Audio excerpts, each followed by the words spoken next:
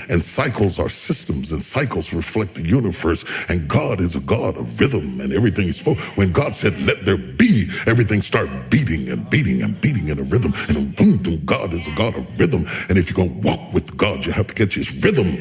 And when you hesitate, you break the rhythm. You understand what I'm saying?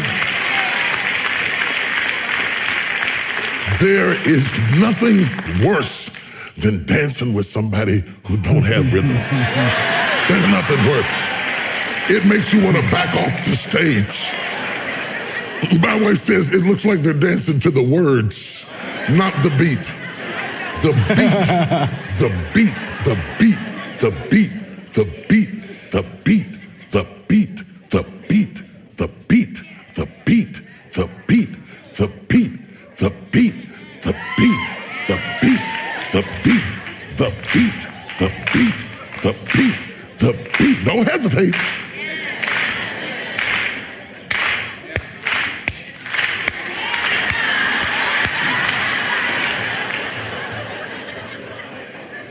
You break the rhythm, and what would have flowed is now off. The enemy comes to break the rhythm. So when you talk about hesitation, you're really talking about Satan, because he's a rhythm breaker. He can't stop God from gifting you, calling you, blessing you. He cannot even curse you, because God has blessed you. The only way he can sabotage you is to get you to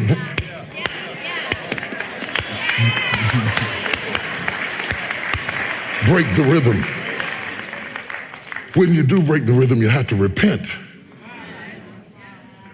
You have to repent. Not just because of sin, you have to repent because you missed the rhythm to do the right thing. I'll show it to you this way. Yeah. Samuel lays down on the bed and he says, and he hears a voice say, Samuel? And he gets up and runs to Eli. He said, did you call me? Eli says, I called thee not, lay down again. He lays down again. Samuel? He goes, Eli, did he call me? Lay down. The third time, Eli perceived that the Lord has called him. He has missed the rhythm 3 times. He says, but this time when you lay down, say to him, God, if you call me again, I'm ready. Somebody in here, you've missed the rhythm. There are some things that should have happened 5 years, 10 years, 3 years, 6 months ago. Do you hear what I'm saying to you? But all hope is not lost. Go back and lay down again.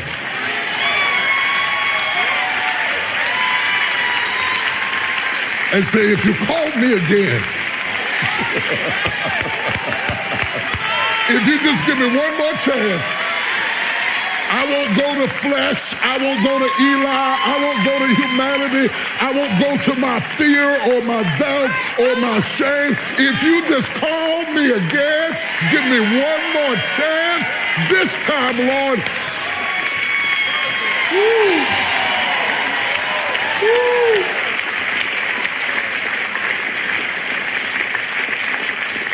There is a timing factor on everything. And every time we break a rhythm, it has consequences. Can I show you one thing? It's just kind of shocking, but I'm going to throw it out here. God did not intend for us to reproduce in our old age.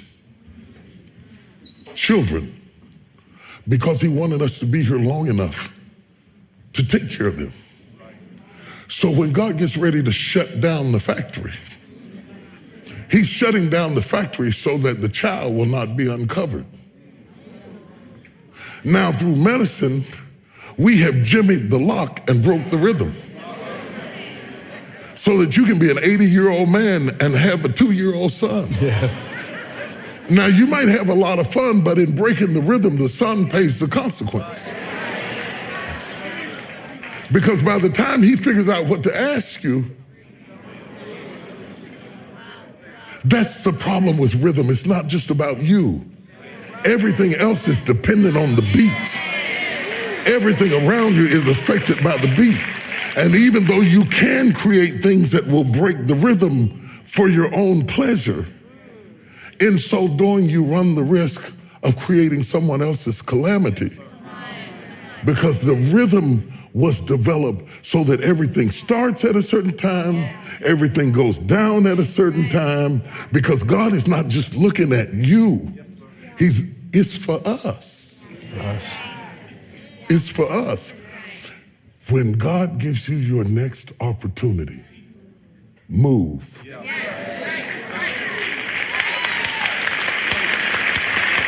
Move.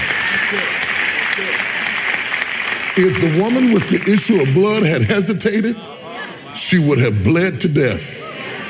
Because Jesus was not coming to her, he was passing by. Wow. Rhythm, rhythm, rhythm, rhythm, rhythm. And she says, if I can just catch the beat, if I can just, I'm weak, but if I can just catch the beat, it's gonna take all of my strength to get there, but I gotta catch him, because he's not breaking his rhythm.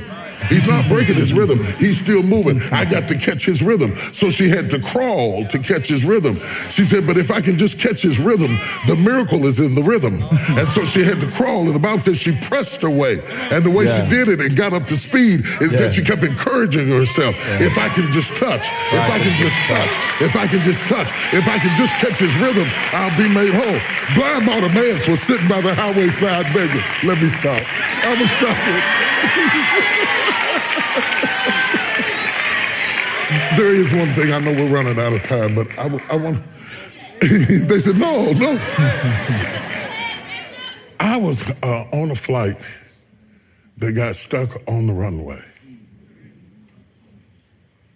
And I tell you, we sat on the runway so long that it took all the scriptures I could think of.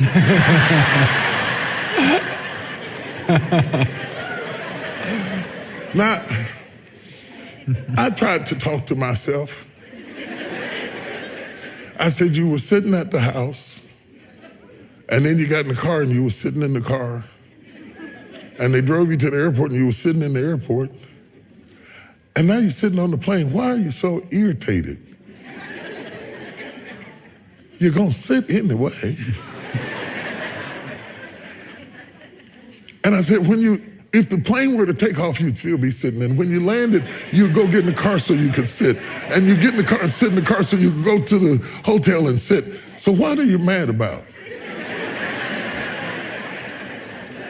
I think my frustration was I was sitting in a place of movement.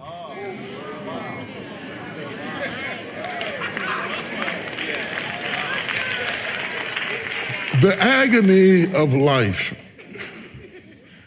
is to sit in a place of movement. You spoke of hesitation, but the word that leaped in my spirit that I wanted to leave with you is frustration. I think that there are people in this room. Yeah.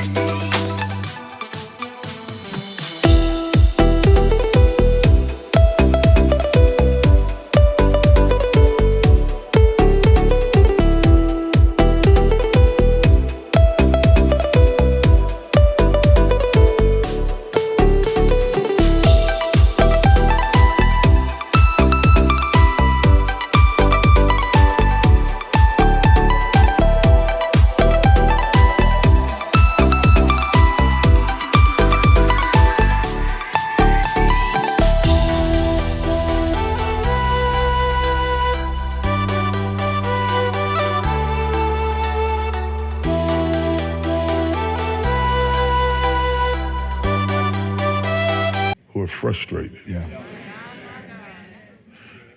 And you try to make yourself feel content, and you feel guilty that you're not content, and you say, I ought to be thankful for what I have.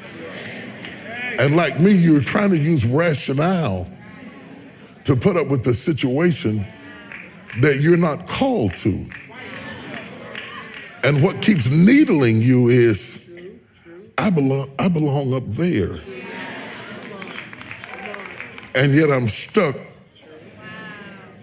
right here.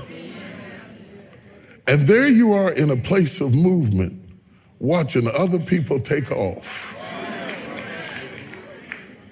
And wondering what in the world is wrong. And you ring the bell and say, what? Excuse me.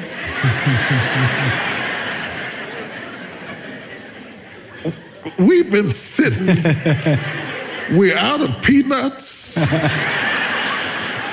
They don't have no more Diet Coke, and the potato chips are stale. Can we go? That frustration is God nudging you. That he has placed you in a position of movement. And if you are not moving, something is broken. And I want you to understand this. There are people who stay on the ground and they're happy to be there because they never imagined themselves in the air. But you are not one of them. You are not one of them. You go to the airport with people who love you.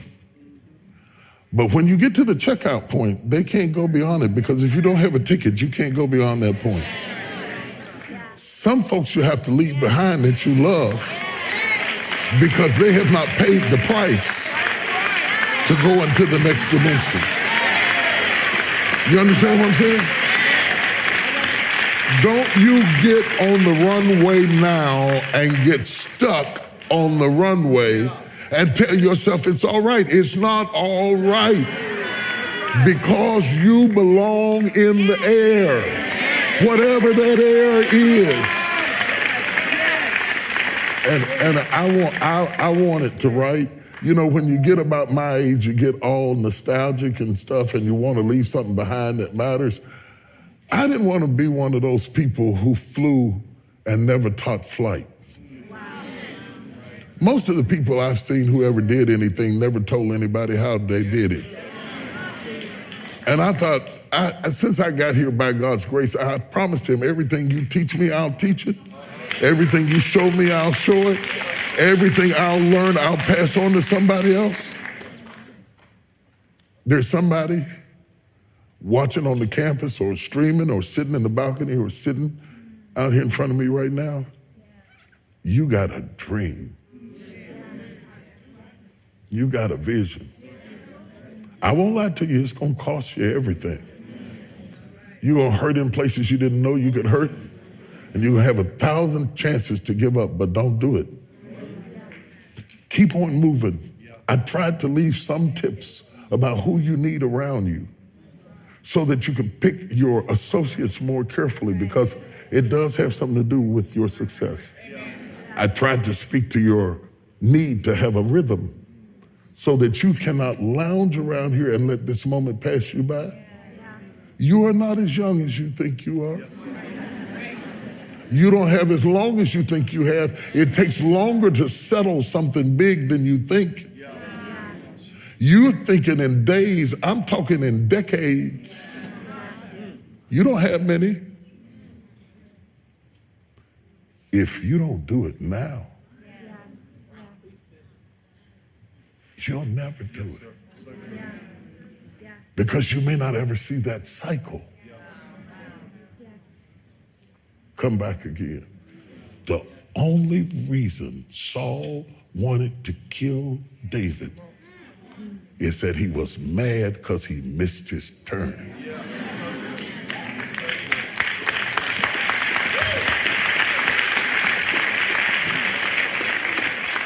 Touch everybody you can reach and tell them, do not miss your turn.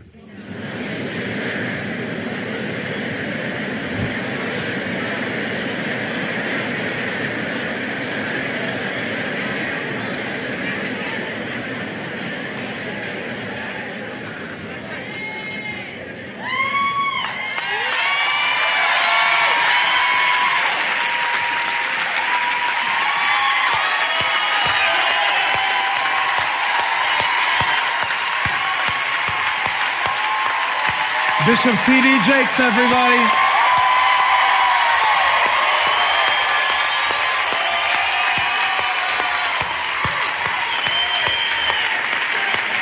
Would y'all do me one favor? When you go to work or you go home or you go in the mall or you go someplace and you run into somebody who heard this or read the book or followed the study guide, incidentally it's out in Spanish as well, and you run into another eagle somewhere at the checkout counter, just look at them and go.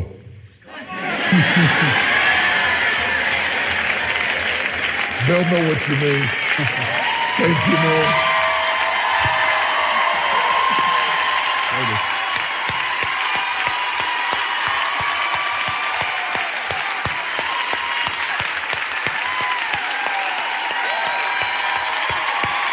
You made it.